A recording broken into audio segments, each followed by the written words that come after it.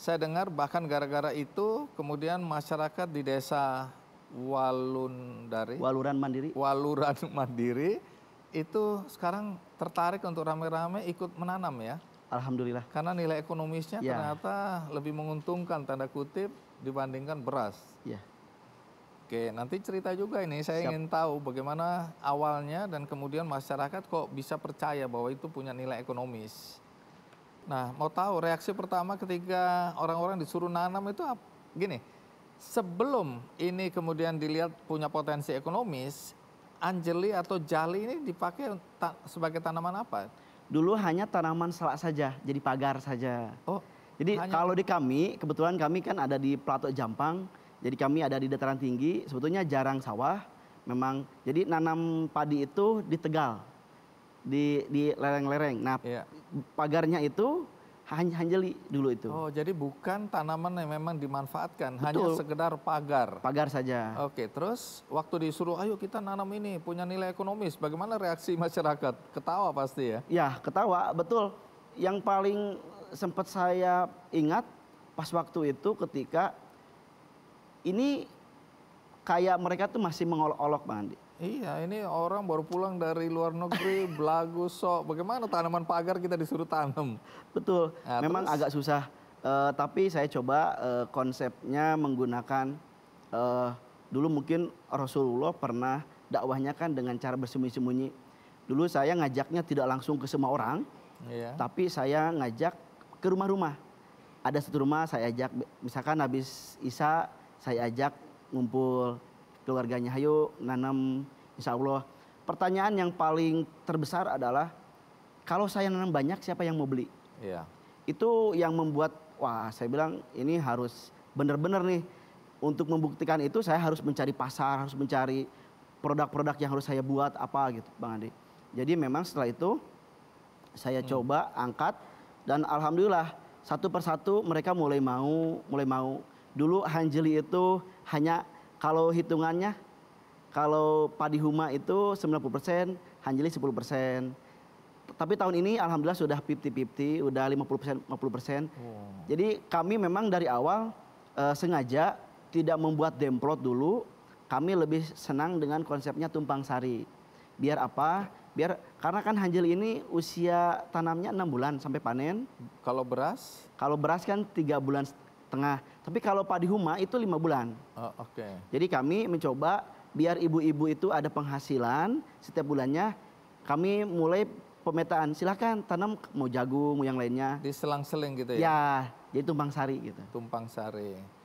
Oke, jadi berapa lama itu sampai kemudian masyarakat percaya bahwa ini memang punya nilai ekonomis?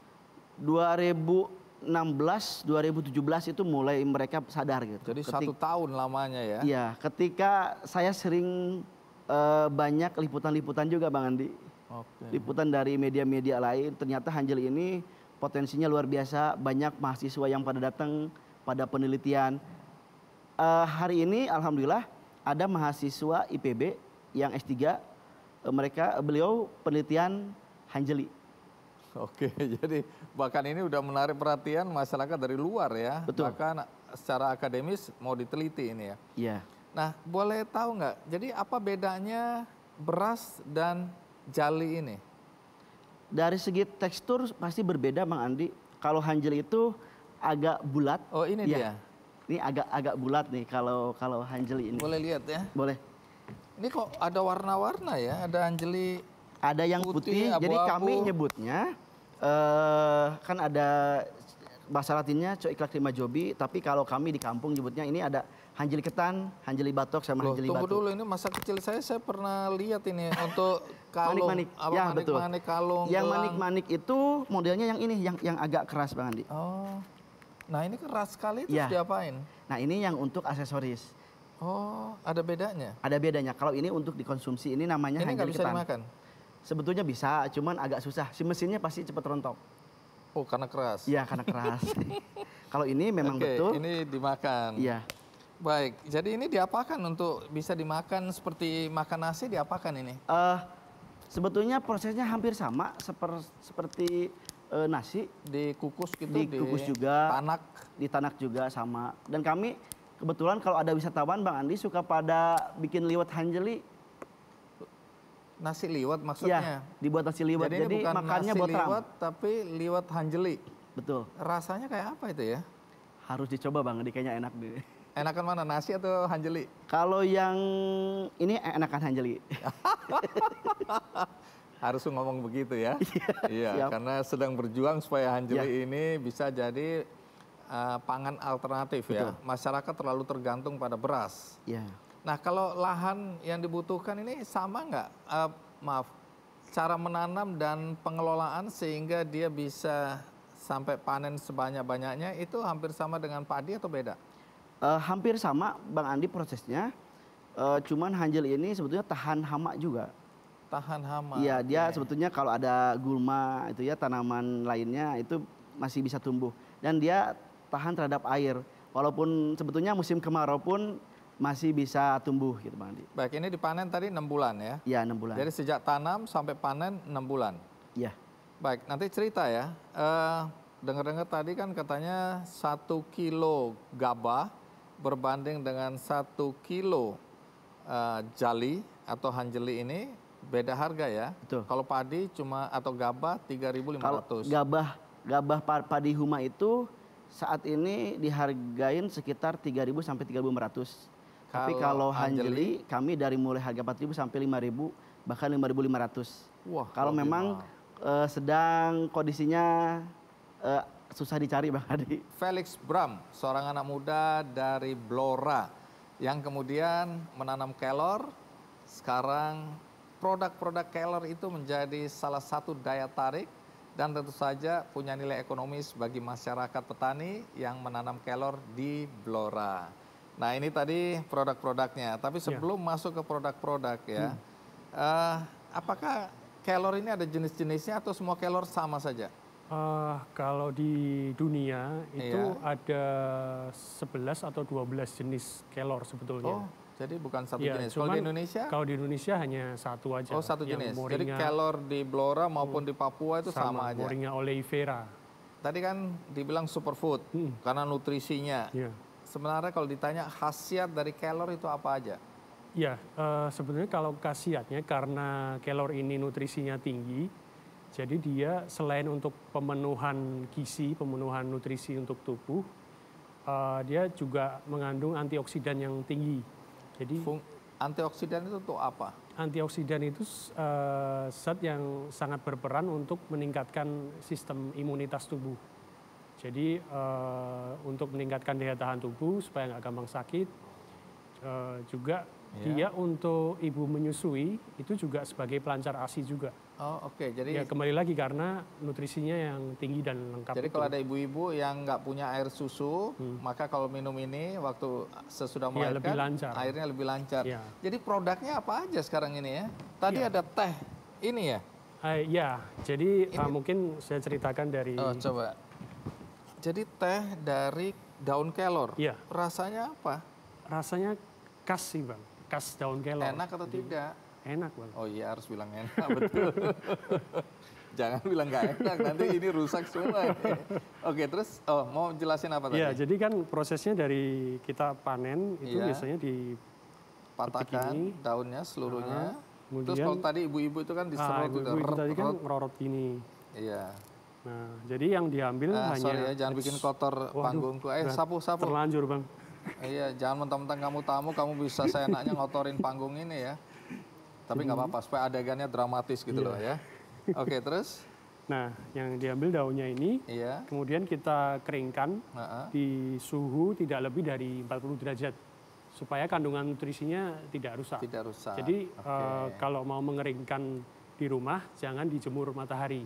Karena itu tidak bisa dikontrol Nutrisinya nanti panasnya. ya terlalu panas Hilang nutrisinya hilang. Oke. Nah, kalau sudah Dikontrol suhu dikeringkan 40%. 40 derajat Celcius. 40 derajat, 40% lagi. Aduh, ini gara-gara aku lihat ada sampah di sini jadi agak kacau nih otaknya. Nah, kalau Oke, sudah terus? kering jadi seperti Jadi ini. seperti ini. Nah, Terus dari ini sudah jadi, ini bisa diseduh pakai sudah bisa diseduh. Nah, pakai air panas sudah bisa iya, nih. pakai air panas, tambah kalau saya sukanya ditambah lemon. Tambah lemon. Sama madu. Ya suka-suka lah. Orang minum suka-suka teh kan macam-macam. Ada Iya. tambah madu, tambah ini, tambah Iya, itu. iya. Oke, intinya bisa dibuat teh ini. Bisa dibuat teh. Oke, terus Nah, ini. jadi apa lagi?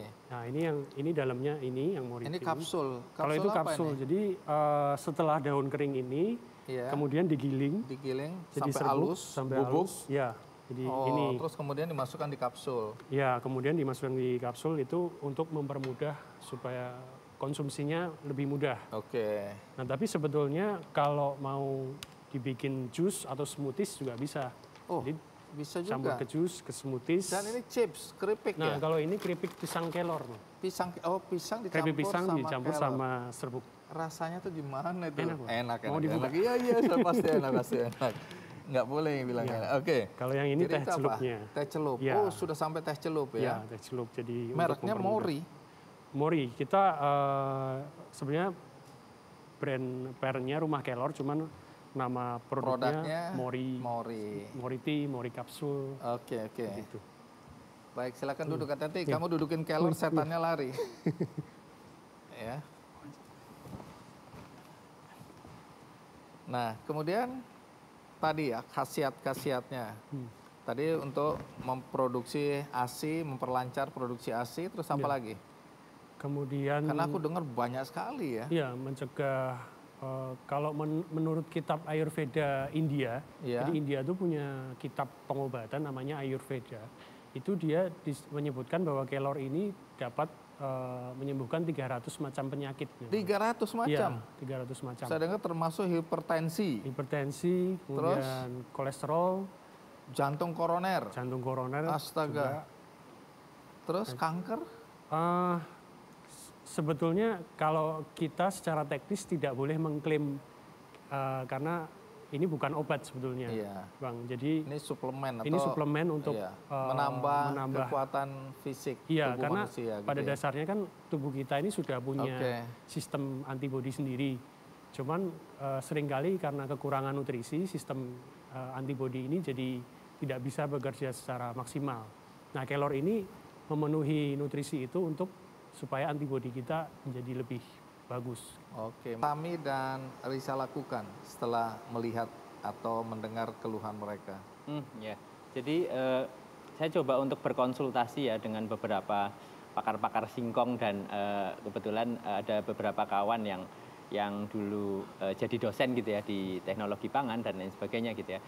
Saya coba berkonsultasi dengan praktisi dan akademisi, ternyata hampir semuanya menyarankan untuk mengolah singkong itu menjadi mokaf atau Mokaf itu tadi apa? kepanjangan dari modified cassava flour. cassava Flour. Flour. flour ya. Iya. Jadi tepung Singkong singkong yang termodifikasi. dimodifikasi. Ya. Oke, terus Karena mereka menyarankan bahwa ini pangan masa depan seperti itu kan dan lain sebagainya. kenapa dibilang pangan masa depan? Nah, akhirnya saya setelah belajar mokaf itu kami coba melihat data ya yang ada di BPS dan beberapa data-data yang kami peroleh itu ternyata memang betul. Yang pertama, Indonesia merupakan negara penghasil singkong terbesar kedua ya setelah Brazil. Saya nggak tahu untuk tahun ini pasti ada perubahan ya, tapi itu data tahun 2018 mengatakan seperti itu. Dan dari Sabang sampai Merauke itu kan pasti ada singkong gitu ya. Iya, betul. Dan tapi ironisnya di Banjarnegara di daerah kami hampir semua petani singkong berada di bawah kesejahteraan Garis kemiskinan. kemiskinan ya rata-rata seperti itu. Terus kemudian kami juga memperoleh data juga yang sangat mencengangkan gitu ya. Ternyata Apa itu? Indonesia kan negara pengimpor terigu terbesar sedunia kan.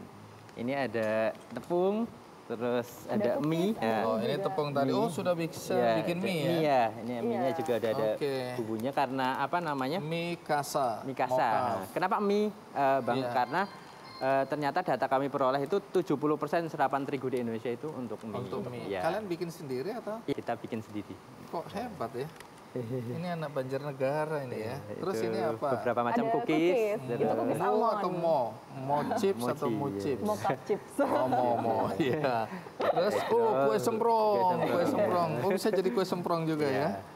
Oh, ini belum ada mereknya? Ya, itu Oke. kita sebenarnya inovasinya banyak apa namanya karena coba untuk inovasi terus ya. Oh, oke. Jadi ini ya, nanti ada inovasi-inovasi baru, produk-produk baru yang dihasilkan dari tepung Mokaf. mokaf. Oke, menarik ya. Bahkan kalau Bang Andi ke Ya. Banjarnegara itu ada rumah Mokaf Resto. Nah, jadi di situ restoran tapi yang Itu- semua barang-barangnya dari Mokaf. Semua makanannya dari Mokaf. Berbasis Apa Mokaf. hubungan dengan kalian? Apakah kalian suppliernya atau kalian yang mengelola? Kita yang mengelola. Ya. Wah, berarti kalian udah kaya ini. Gara-gara singkong ya. Jadi Aku ada bahkan ada fried chicken yang apa namanya bumbunya Campuran. campurannya dari Mokaf. rasanya Oh, nggak kalah. Oh, nggak Ya. kalah. enak sekali. Enak sekali, nggak kalah, enak sekali. Iya, betul sekali ya. Oke, jadi produknya juga banyak turunannya. Berapa banyak produk yang sudah pernah dibuat dari tepung singkong ini atau dari mokaf? Sekitar 45. Jadi kita ingin mencoba membuktikan Oh, ya, Bang. oke. Jadi salah satu edukasi ke masyarakat kan kalau tepung saja kan masyarakat pasti kan akan melihatnya oh tepung gitu kan. Biasa mungkin menganggapnya mungkin gaplek atau gitu Oh, kan iya. gitu. Itu konotasinya orang susah lah ya. Iya. Makanan pinggiran gitu kan. Oke. Nah, akhirnya kita coba untuk mengedukasi masyarakat dengan membuat produk olahan turunan hampir sekitar 50-an ya. Turunan yang dari tepung mokaf yang tadinya Iya. dari terigu coba kita ubah semua dengan mokaf. Terus bahkan kita pernah kolaborasi dengan Bank Indonesia untuk membuat rekor muri. Jadi makan mie ayam mokaf terbanyak waktu itu di alun-alun Purwokerto. Oh, Ya. oke. Kenapa dibilang ini bagus untuk penderita diabetes? Oh iya. Jadi Mokaf ini kan kebetulan gluten free.